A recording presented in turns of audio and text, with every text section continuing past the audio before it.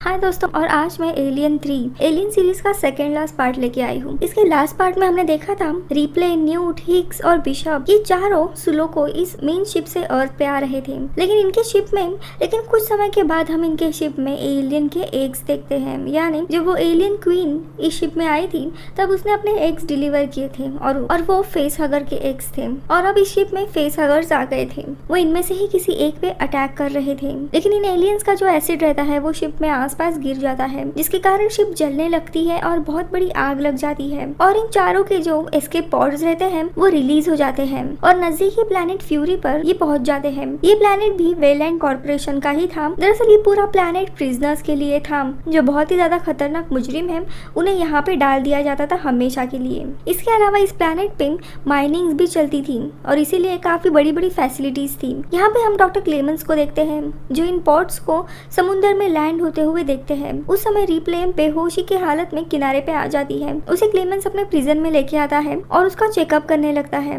और बाकी के लोगों को भी फैसिलिटी में लाया जाता है। और तुरंत वेलैंड कॉर्पोरेशन के हेडक्वार्टर को ये सारी इन्फॉर्मेशन दी जाती है कि मिस रिप्ले और 3 अननोन लोग इस प्लैनेट पे लैंड हुए हैं। मिस रिप्ले को थोड़ी देर के बाद होश आता है और बाकी सर्वाइवर्स के बारे में वो पूछती है कि वो कहाँ पे है, कैसे है। तो क्लेमेंस उसे कहता है कि आपके अलावा कोई भी नहीं बचा। यानी वो बेचारी छोटी बच्ची और हिग ये दोनों भी मारे गए हैं। हिग्स और उस बच्चे के साथ उसके खास रिलेशन थे, इसीलिए वो बहुत ही दुखी हो जाती है। कौन से प्लैनेट पे लैंड हुई है ये सब जानने के बाद वो पॉड देखने के लिए जाती है। तब उसे वहाँ पे एसिड का जला हुआ हिस्सा दिखाई देता है। वो समझ जाती है कि ये जरूर एलियन का है, इसीलिए वो उनके मृत शरीर को देखने की जिद करती है। क्लेमेंस उसे समझाता है कि ये प्रिजन अच्छा नहीं है, यहाँ पे बहुत ही खतरनाक लोग रहते हैं। अगर उन्हें पता चला कि एक औरत यहाँ पे आई है तो वो लोग और भी बेकाबू होंगे। लेकिन रिप्ले नहीं मानती और फिर क्लेमेंस उसे हिग्स और उस छोटी लड़की का शव दिखाता है। हिग्स के शरीर पे किसी भी इन्फेक्शन के निशान नहीं थे, लेकिन फिर भी रिप्ले क्लेमेंस से जिद करती है कि हिग्स का पोस्टमार्टम करना होगा।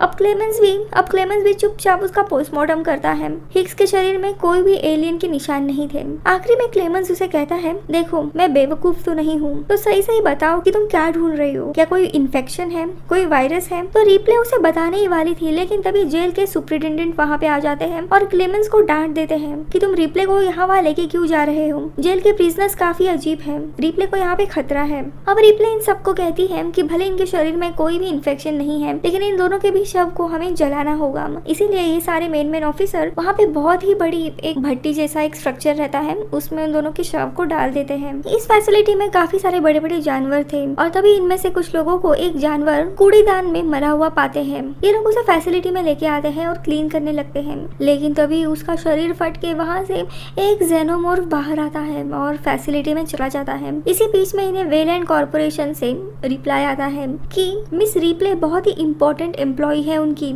उसे खरोच भी आनी नहीं चाहिए। हम उसे लेने के लिए एक स्पेसशिप भेज रहे हैं जो कि 24 से 48 घंटों में वहाँ पे पहुँच जाएगा। अब ये बात जब क्लेमेंस को पता चलती है तब वो परेशान होता है कि एग्जैक्टली रिप्ले कौन है और कंपनी के लोग उसमें इतनी दिलचस्पी क्यों ले रहे हैं। तभी दूसरी जगह पे हम एक आदमी को देखते हैं जो एक टनल साफ कर रहा था और उसे अजीब से एक स्लाइमी स्किन मिलती है और टनल के नीचे एक होल था जहाँ से उसे कुछ आवाजें आ रही थी। उसे लगता है कि कोई इंसान वहाँ पे फंसा है, इसीलिए वो पुकारता है और अपना हाथ देता है, लेकिन नीचे वो एलियन था और वो उस पे अटैक करता है। वो इंसान काफी मुश्किल से खुद को छुड़ाता है और बेचैन होकर वहाँ से भागने लगता है, लेकिन उसके पीछे ही बहुत बड़ा फैन था जिसमें फंसकर उसकी जान चली जाती है। थोड़ी देर के बाद वहाँ पे लोग आते हैं और इसकी खबर फैसिलिटी के बाकी लोगों को देते हैं। इसके शव को जब क्लेमेंस चेक करते हैं तब उसे एक अजीब सा निशान मिलता है इसके शरीर पे। ऐसा ही निशान उसने हिग्स के शरीर पर भी देखा था। ये निशान दरअसल एलियन का एसिड गिरने के कारण होता है। इसीलिए वो रिप्ले से जाके पूछता है कि तुम क्या छुपा रही हो, लेकिन तभी रिप्ले कहती है कि देखो तुम अगर मेरी मदद करना चाहते हो तो प्लीज मेरे लिए एक कंप्यूटर ढूंढो। मुझे ये पॉड्स की रिकॉर्डिंग चेक करनी है कि आखिरकार हमारे पॉड में और स्पेसशिप में ऐसा क्या हुआ था कि आग लग गई थी, क्योंकि जो मैंने देखा है मैं अगर तुम्हें बताऊं ना तो भी तुम मेरा विश्वास नहीं करोगे, मुझ पे हंसोगे, इसलिए मुझे पहले सबूत ढूंढने हैं इस चीज के। तो क्लेमेंस कहता है यहाँ पे कोई भी एडवांस कंप्यूटर नहीं है हमारे पास। तो रिप्ले कहती है कि हमारे साथ एक पुराना एंड्रॉइड था बिशप, वो कहाँ पे है। तो वो कहता है उसे हमने स्क्रैप में डाल दिया है, इसीलिए रिप्ले उसे ढूंढने के लिए चली जाती है। तो दूसरी जगह पे 3 इंसान कॉरिडोर से जब जा रहे थे तब उस बड़े से एलियन को देखते हैं। उन्हें पहले लगता है कि ये ड्रैगन है, इसीलिए वो वहाँ से भागने लगते हैं, लेकिन उनमें से 2 को वो एलियन पकड़ लेता है। तो यहाँ पे दूसरी दूसरी जगह पे रिप्ले टूटे हुए बिशप को कनेक्ट कर पाती है और उससे रिपोर्ट लेती है।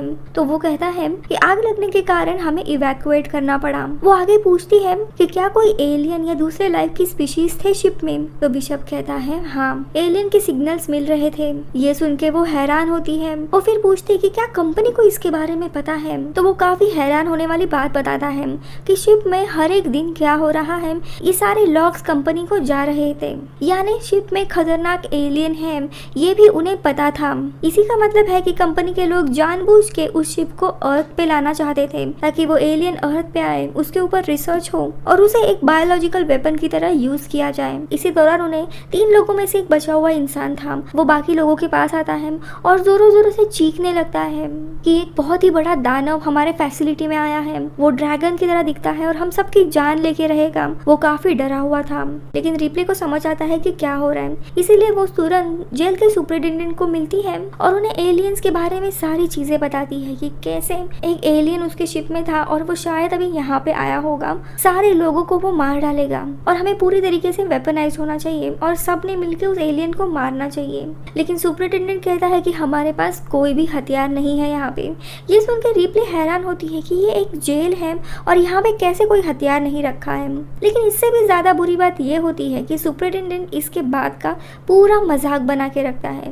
इसी के कारण वो चुपचाप वहाँ से निकल आती है। फिर रिप्ले उस पेशेंट को देखने के लिए मेडिकल रूम में आती है। उसके साथ क्लेमेंस भी वहाँ आता है। वो उसे कहता है कि अंदर क्या हुआ मुझे बताओ। और अचानक से रिप्ले की हालत खराब होने लगती है। उसकी आंखें काफी लाल थी, इसीलिए वो कहता है कि रुको मैं तुम्हारा चेकअप करता हूँ। लेकिन तभी उसके पीछे एक बड़ा सा काला साया आता है और तभी हम देखते हैं पर्दे के पीछे से वो बहुत ही बड़ा एलियन आता है और क्लेमेंस को मार डालता है। फिर वो एलियन रिप्ले के पास आता है, लेकिन वो उसे मारता नहीं है। 2 सेकंड के बाद वहाँ से निकल जाता है। अब एलियन ने रिप्ले को क्यों नहीं मारा ये हमें जल्दी पता चलेगा। इसके बाद रिप्ले जाके सबको बताती है कि एलियन यहाँ पे सब पे हमला करेगा, कुछ तो हमें प्लान बनाना पड़ेगा।